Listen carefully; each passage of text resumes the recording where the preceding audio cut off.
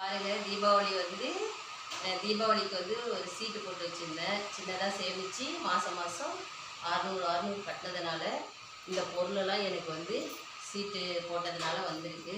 இங்கே பாருங்கள், நான் வந்து கோல்டு வின்னர் கேகே பிராண்டு, அப்புறம் கல்லெண்ணெய் ஒரு 15 லிட்ரு, கோல்டு வின்னர் 15 லிட்ரு கொடுத்துருக்காங்க.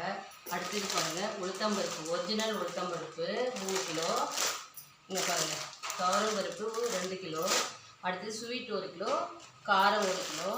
அடுத்தது வந்து ஒரு செட்டுக்கு வந்து முக்காலியும், ஒரு செட்டுக்கு வந்து இப்போது இது குத்து விளக்கும் வாங்கியாச்சு. அடுத்தது வந்து இது மைதா 1/2 கிலோ, கடல மாவு 1 கிலோ கொடுத்துருக்காங்க.